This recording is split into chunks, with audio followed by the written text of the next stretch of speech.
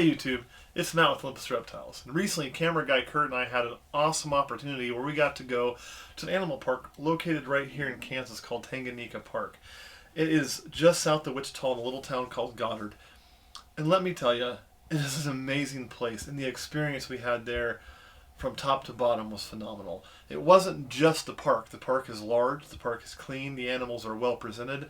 They have a lot of really cool animals you're not going to see anywhere else. And we got to get up close and interact with them. But not just that, the people. When we were walking around with the owner who was escorting us, and he was stopping to pick up the smallest pieces of trash that were left in the park by patrons to make sure it was clean and well presented, and he knew his employees by first name, that really struck me that this was a person who cared about the park and cared about the animals in it, and he was so passionate about sharing those experiences and letting people interact with animals to help start building that connection that we feel towards animals. Unfortunately, during the trip, one of our microphones went bad, and all of our audio, well, it was lost. It wasn't presentable. However, the footage was so amazing, and the time that we had there was it just impacted us so much that we still wanted to share it with you. So what we've done is we've taken clips from that video, and we're going to share them with you, and we're going to voice over what our experience was. You're going to lose a little bit of the translation, but I can't control technology. But if you ever get a chance, go check out Tanganyika Park, and make sure to watch this video, because you're going to see all kinds of wild animals, plus interactions with giraffes, rhinoceros, all kinds of neat stuff. Alright guys, I hope you enjoy it. One of the things we got to do is interact with giraffes. And while you can't really hear me saying, I'm sure my voice isn't synced up to my movements, these animals are very, very special to me. You all know me as a reptile guy 100%, and that's true. I'm very passionate about reptiles. And that giraffe's trying to get some free food while we're talking, which is pretty funny.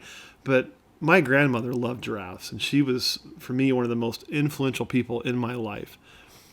So to be around a giraffe and get to interact with a giraffe, get to feed a giraffe, to get to be this close to a giraffe where I get to actually, just touch and interact with it, it always brings me back to thinking about my grandmother. And she helped raise me, and there's no way I would be doing the things I'm doing without her influence in life. Now, truth be told, she was deathly afraid of snakes. Absolutely hated them. And if she knew what I was doing now, she probably would refuse to come visit me. But even when I got my first snake, and she was still alive then, even though she didn't like it, she always supported what I was doing, and she always supported my love of animals and my professional choices in my career. And there's, like I say, no way I could do anything without her. So getting to be this close to giraffes is an animal that will always hit home for me. And if you look through there, I don't know how you'll be able to see it, but there's multiple giraffes in this pen, and there's baby giraffes. So they've been able to produce giraffes here at this park, which is just amazing. And even though my grandmother will never get to go with me there and be that close to the giraffe and get to scratch a giraffe and feed a giraffe with me, I know she'll always be there with me in spirit, and she's a big part of what keeps me driving on and what I do. So while we were walking around, we actually found a guy with a ball python out that was showing it off, which is really cool because it brought back memories for me of one of my first trips to a roadside zoo where I got to interact with reptiles. It was the same thing, but there, instead of being a ball python, they had like a 12-foot Burmese out. It seemed like 40-foot to me as a kid, and we all got to go there and people were getting to pick it up and interact with it. But as I was watching, kids were coming up and petting the snake, and you'll even see in this video a woman comes up and pets it. And it's those kind of connections to animals that mean the world to people. And it's how they get started. It's how I got started. So I just think it's so cool that at a place like this, they're walking around with an animal out and letting people interact with it just on the sidewalk. This isn't in an enclosure. This isn't in a pen. This isn't a designated area. This is an animal interaction out while you're walking around, making your trip to the park different each and every time. And this particular ball python's name was Cleopatra. And you can see she's doing just what ball pythons do. She stays right there. She stays curled up in a ball. It was a pretty cool and amazing animal.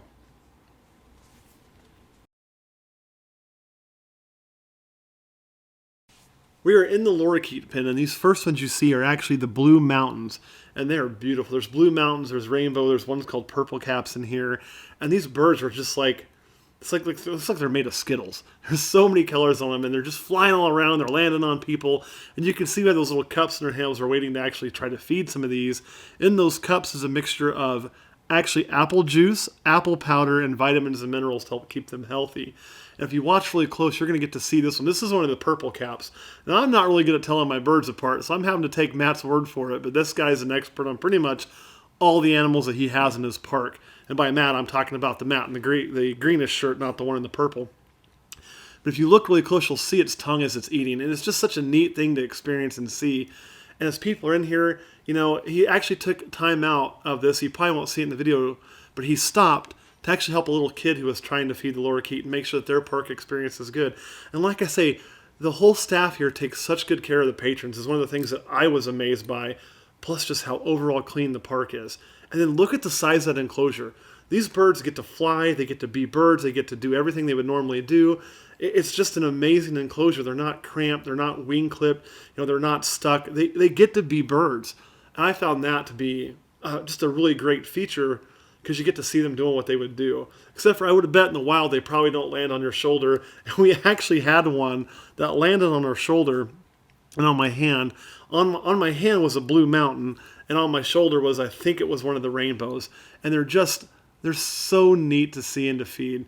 And you can just see how tame they really are. They'll just crawl right up. And the ability to interact with animals in one of these settings is just, it's second to none. So on our way out of the Lorikeets, we came across a pretty special bird. Tell me about this thing. All right, so this is Hoppy. He's a king vulture. So he's got his, you know, kind of a smaller exhibit here. But the reason for that is he's 52 years old. So normally king vultures only live to be about 35. So he's like 17 years above the average life expectancy. And even at 52, look at him spreading his wings. You're showing off for the camera. That's right. So he, you know, he can't fly or anything. He doesn't have that kind of strength just at his age. And you know, he does have some small medical problems just because he is 52 years old. Right. But he can still be out here and you know, kind of show off for everybody, and just a great exhibit animal. Now, what is the purpose of the skin on the face? I mean, we have turkey vultures at home, but for that king vulture, what does that do for it? Yeah, so they're not exactly sure, other than maybe just, you know, for showing off, you know, just kind of one way for the males to kind of show off for the females. But it's almost like a breeding display, like, this is how big and powerful I am with my skin lump, right? Yeah. All right, he is, and look at the colors on the head. You know, vultures never get much appreciation, but without them, we would have carrion everywhere. They take care of a lot of carrion. They can eat about anything. They're pretty awesome birds when you think about it. And that's why they don't have the feathers on the head. It's when they're rooting around digging in there, they're not getting everything all messed up. So they are really, really cool birds. And I love the colors on the king vulture. You know, most vultures aren't known as pretty animals, but that thing is gorgeous. Yeah, so they're beautiful. Just amazing. Okay, we're here at the cheetah exhibit, and right now, we have a cheetah scratching post. Now, if Mike Snyder at home could pull up a tree, I'd be pretty impressed. But as big as this animal looks, how old is it really? Yeah, so these guys were born in December, so they're only about, you know, 9 months old at this point. They grow very fast, and I was actually surprised. So the first time I'd ever come in contact or close to a cheetah, I was with Jack Hanna's crew. They were doing some stuff, and they brought their full-grown cheetah that Jack uses around the country.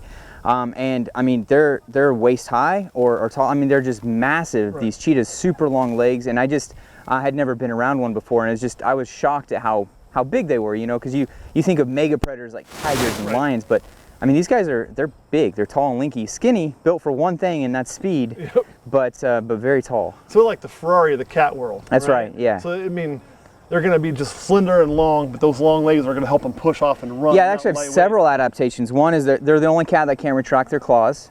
So it's like track spikes, always out, right? So awesome. So that helps them go fast. If you look at their eyes, they have like black lines kind of going in through it, and it's just like the black that you see professionals put underneath their eyes, so that it helps with the sun glare. So when they're running, you know, and of course those long legs, like you mentioned, for strides. So they are built for, like I said, speed. So they can track down a prey item way better than like a tiger can if it's not an ambush, because tigers have to ambush that prey, correct? Correct. Yeah, they're going to sneak up on it. And of course, those spots. If you think about them in some grass, you know, some tall grass, or they're going to break up that pattern so much, they're going to just be gone. I mean, well, it's beautiful. It's made for camouflage, and you would not see one of these, you know, till after it's already seen you. And if you come across any big cat in the wild, really, even here, you know, while we're in Kansas, we don't have mountain lions, but we do have mountain lions. So if you were to come across one, most likely it's already seen you and gone. You could come across 10 before you ever see one pretty easy because they just hide so well, which always amazes me because it's a large animal. You wouldn't think a large animal like that can disappear, but it can, just like that. We got to go in the pen with a whole bunch of red kangaroos, and as you can see, they're just crazy active. Like, this is pretty much kind of what they do. So there's not a lot of movement to them, but they're really such cool animals. And again, this is such an interactive zoo. You can see I'm able to get right down there, and I'm able to pet that kangaroo. And you're probably thinking, well, yeah, you're walking around with the guy that owns the place, so you're getting a bunch of special access, and you're getting to do things other people don't. Well, not true. Anybody coming to this pen gets to walk with these kangaroos and gets to interact with these kangaroos and can pet these kangaroos. And as you can see, they keep the big boomers separate because, well, they're big 6-foot tall boomers. And there's so much neat history about kangaroos. I mean, they're such a unique animal to Australia because everything in Australia kind of develops so differently because it's so isolated. So there's just a lot of unique things there. And these kangaroos, there's nothing like them anywhere else in the world. And as you watch, you'll see them walk occasionally. They'll even drag their tail and use it when they walk as kind of a balance point. And they were actually used in competition with humans way back in the day where humans would box these. Now, I can't decide what would possess somebody to want to box a kangaroo, because a kangaroo boxes naturally in competition over females and land and just being in charge. And a kangaroo has the ability to really hurt a person in that kind of match, especially if it kind of cheats and starts making it a kickboxing event. Fortunately, that is something that has kind of gone away, and we don't have that anymore. But putting animals in competition with humans in events like boxing, where you're punching each other, is obviously not something the animal volunteers for, and not something we'd ever condone. So I'm very happy to see that that sport has gone by the wayside. But it's still amazing to think that an animal like this would stand up to a person and punch it in the face because we forced it to. However, what an amazing creature. Just the whole design of them. Yet, this is what they do with all that power. He's pretty much, or she's pretty much going to lay on the ground and just hang out.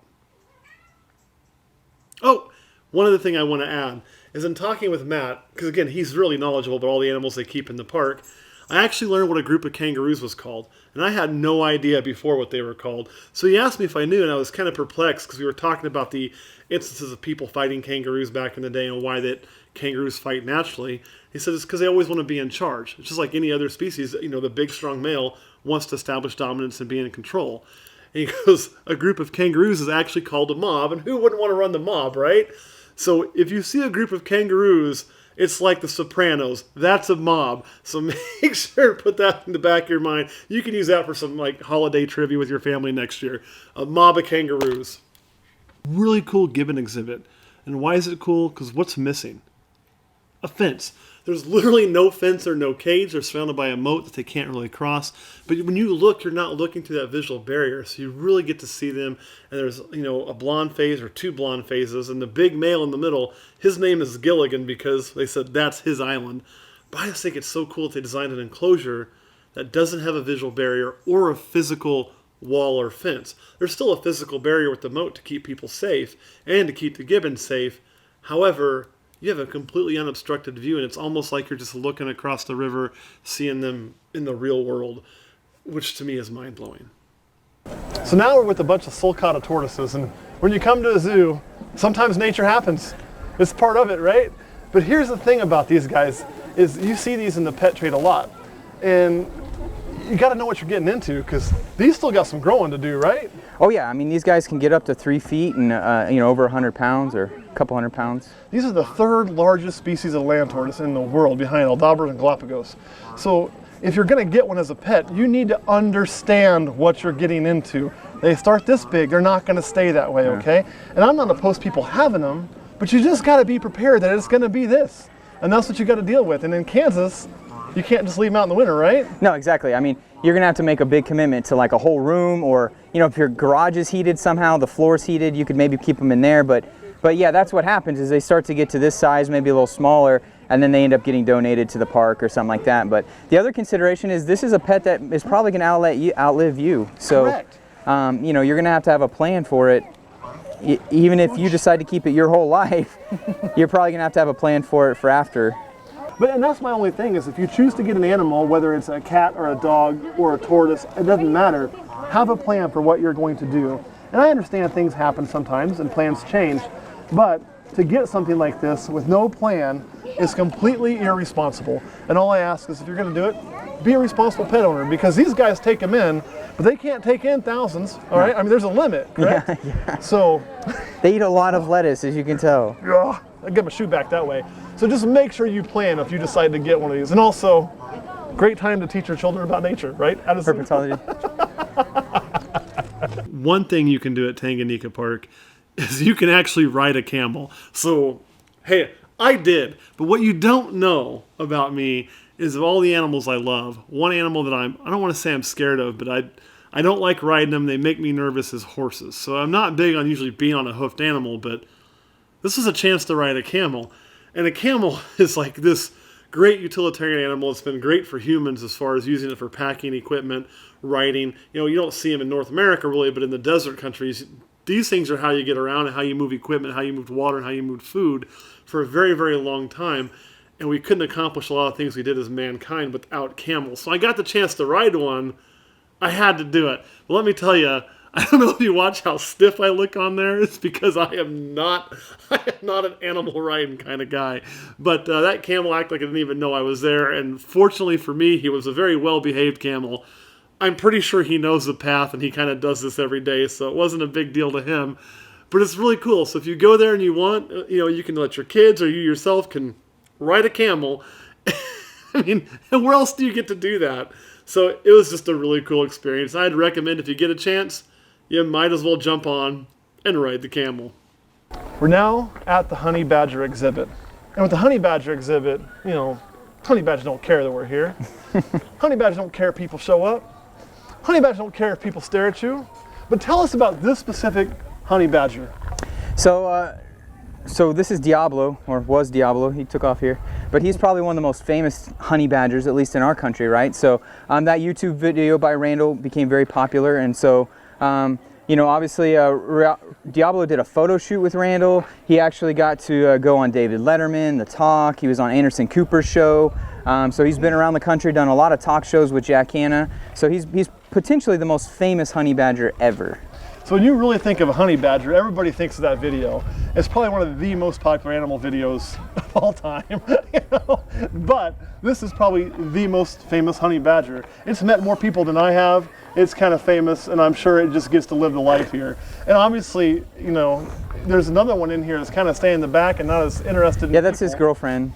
But this guy, he just comes up and shows off, says, "Here I am." So he truly doesn't care we're here. He kind of seems to almost enjoy kind of preening and showing off a little bit. Yeah, he likes the attention. We used to ambassador him, walk him around the park when he was a baby. Now you potentially could, assuming you get the harness on him. But the thing about honey badgers is that they're incredibly stubborn. So if you're out walking him and he decides, he wants to go that way, right, guess which way you're going. So I mean, it could take you hours to get him back into his enclosure. So we don't ambassador him anymore. And they can take.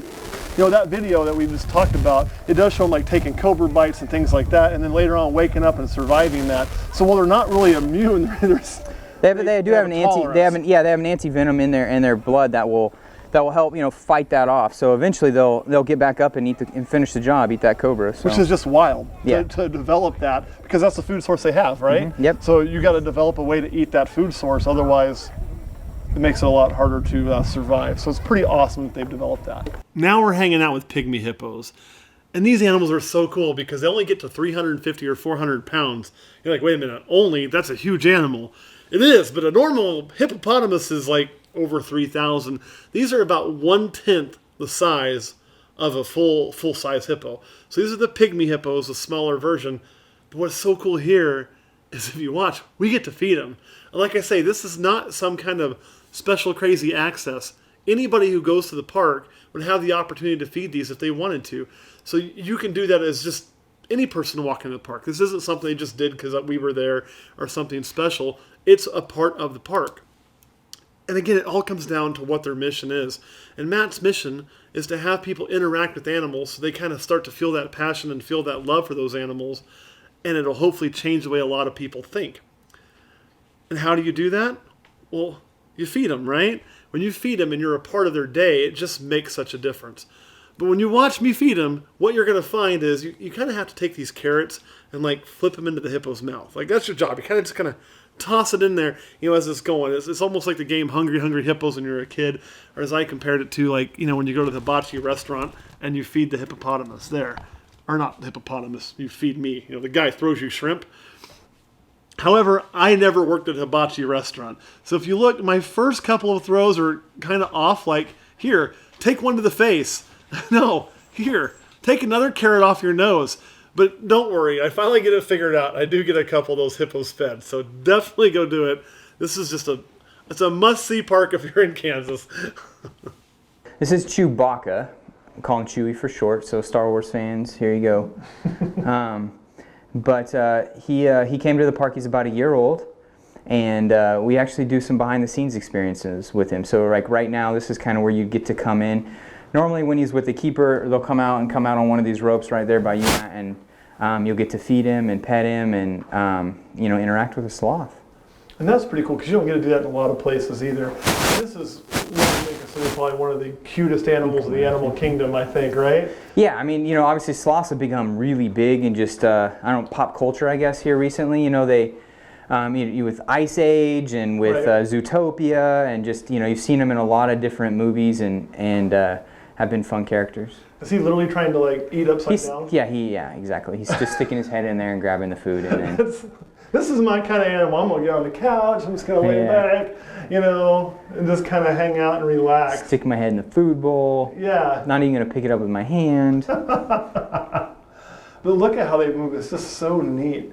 And they'll spend most of their time up, right? They don't ever hardly touch the ground. Right, correct. They're going to be hanging from a tree somewhere. Now here, like, we've got some blankets and stuff. He's still kind of hanging, but he'll rest his back on, like, those blankets. Mm-hmm. But yeah, they pretty much do everything in the tree except go to the bathroom. So now these guys are actually, what's really crazy about just since we've had them, Chewie's probably, we've had him the longest. We had another sloth for a short period of time, but we've learned the most about since we've had him. They're very similar, it seems like, to reptiles in that, they have very slow metabolism. Right. So he does eat daily, but he only goes to the bathroom, at least in a full-grown sloth will only go to the bathroom maybe once a week. Oh, that's awesome.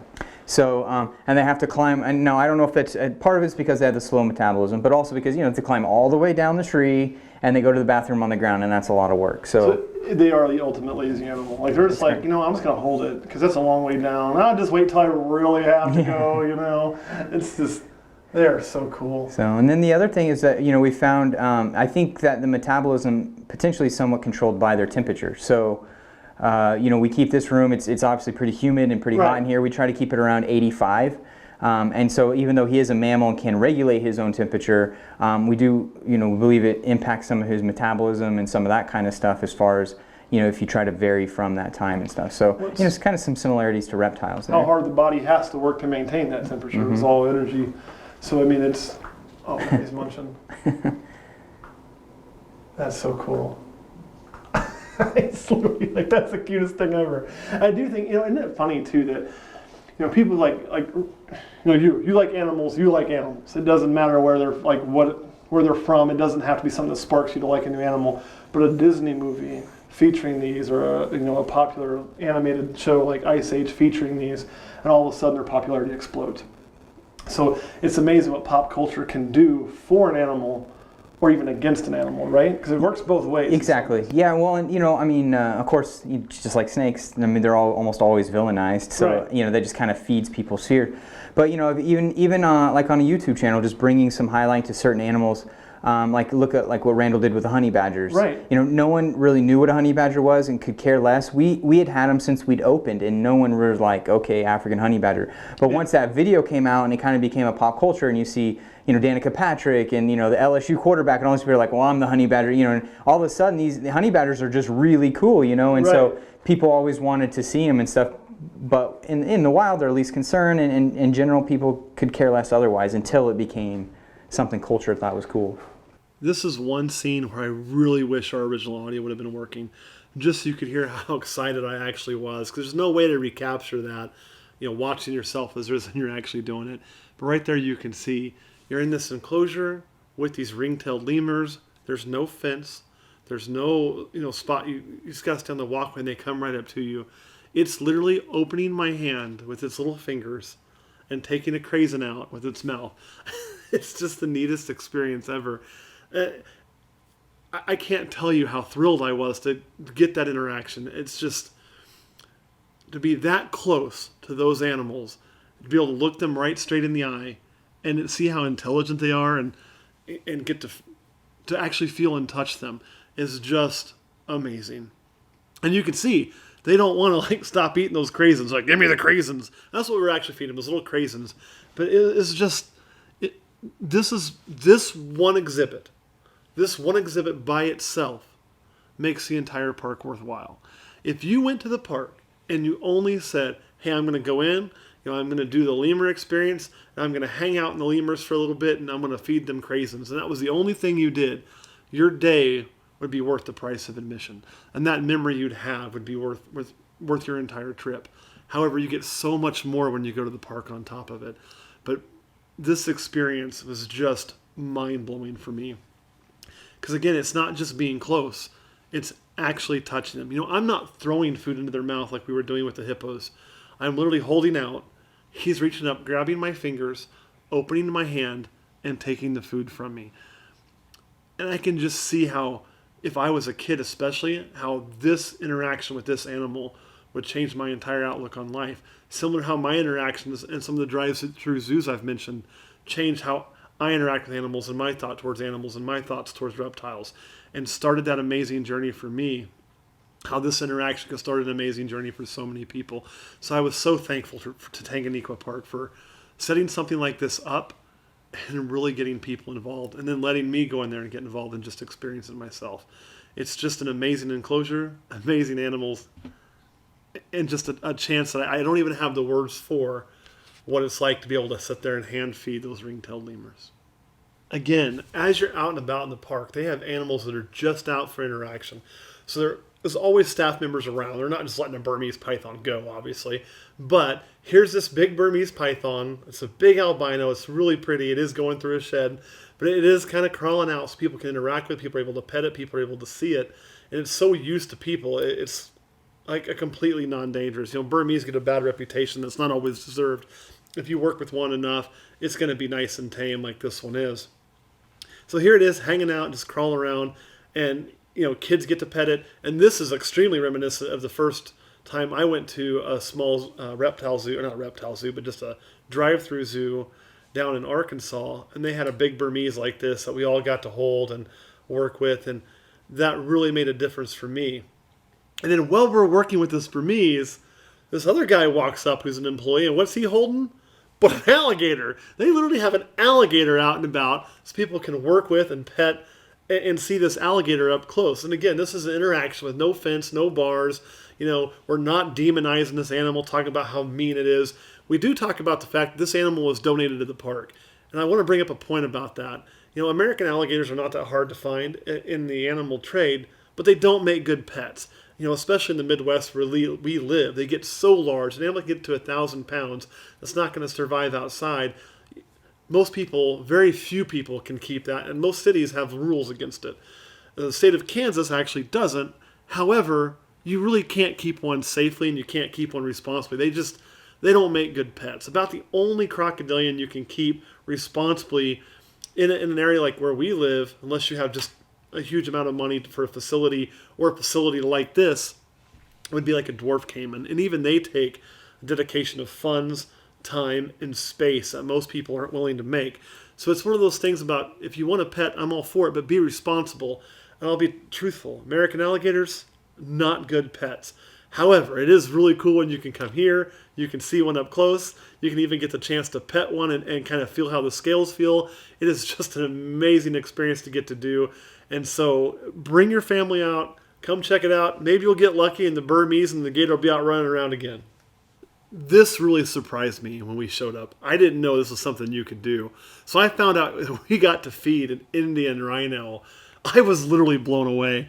And then talking to Matt, I honestly couldn't believe I was going to get to do this. I'm like, what?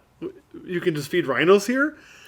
This is one of the few places in the nation that you can do this. He said there may be some places where you can if you're a behind-the-scenes donor, but here, general admission, twice a day, people can come feed this Indian rhino.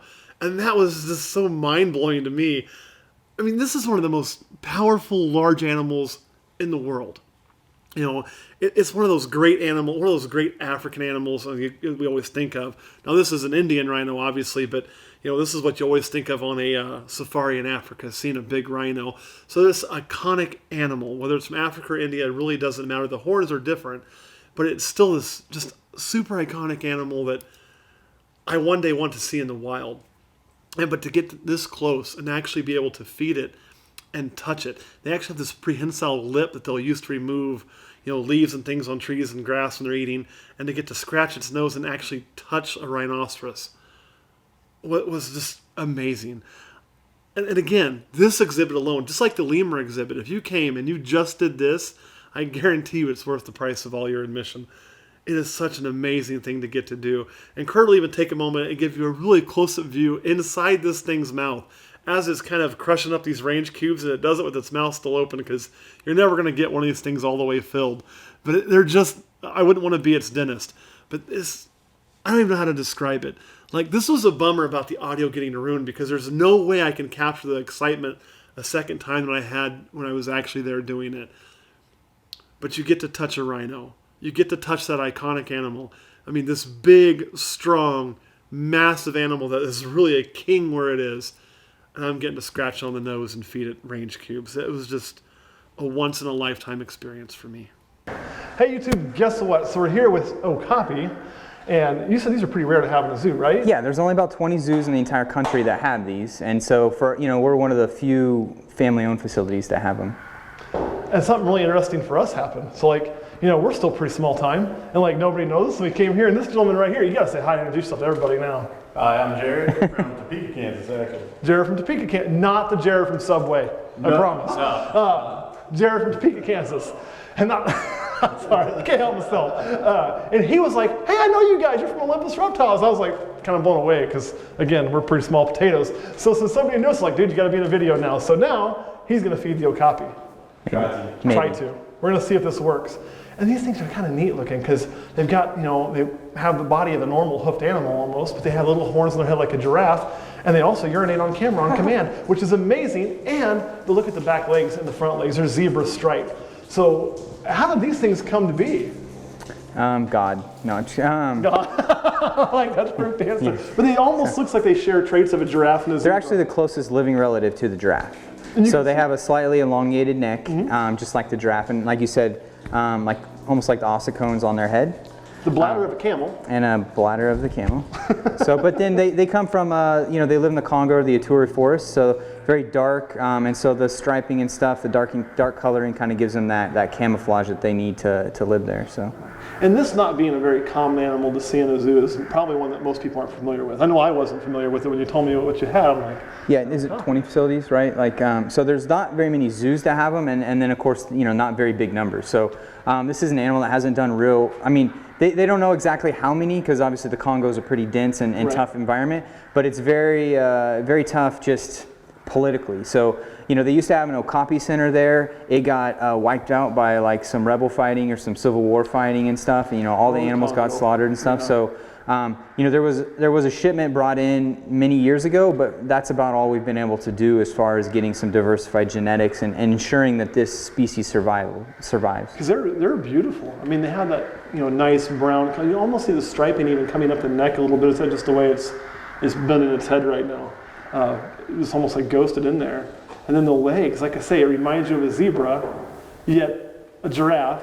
It's just this crazy animal. And the tail's very giraffe-like, the neck, the head shape's very giraffe-like, but those stripes, they are gorgeous. Jared, he really doesn't like you, does he? He doesn't like me at all. No. What did you do to this thing? I didn't do anything to it. He loves my life. It was fine. Well, let's have your wife try this, man. So this is our behind-the-scenes Okapi experience that we do. So one of the few zoos in the entire country where you can actually go behind the scenes and sometimes feed and pet the Okapi. So. Right.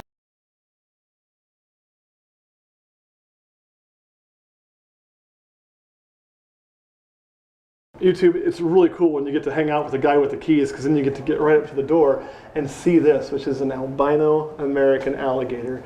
And this is a pretty good sized one. Now, I'm going to ask a quick question. I know the answer, but I want to make sure they know the answer. This thing looks green. Why is that?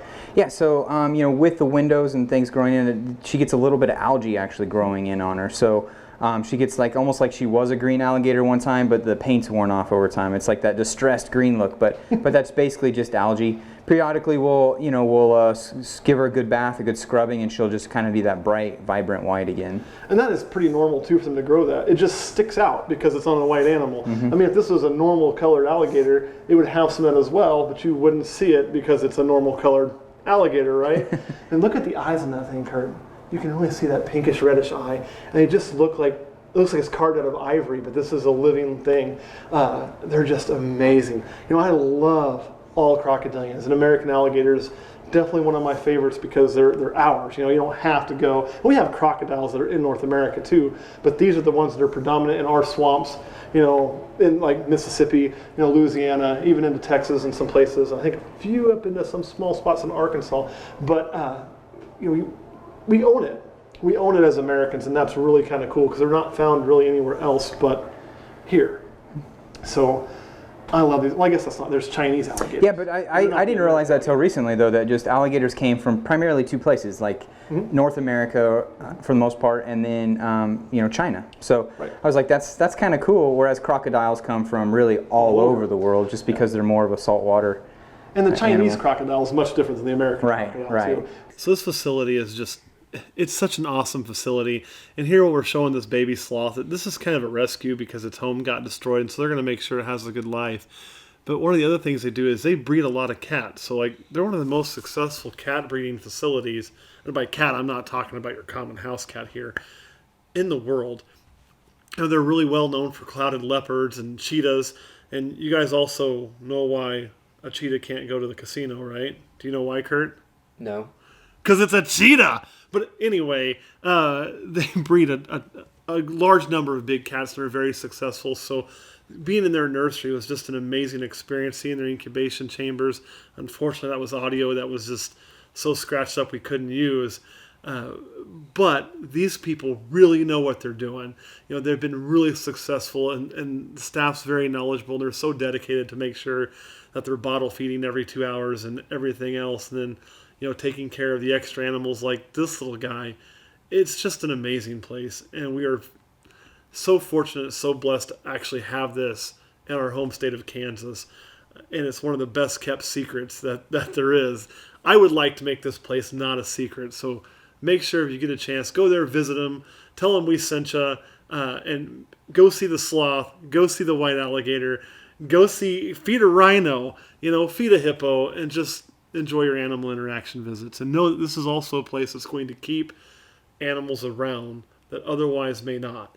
They're going to be key in keeping things like leopards and cheetahs in existence, and keeping things like rhinos. It's just amazing to be a part of that. So I'm really thankful that they're here, that they're in Kansas, they've been operating as long as they have, and that they're doing the conservation work that they do.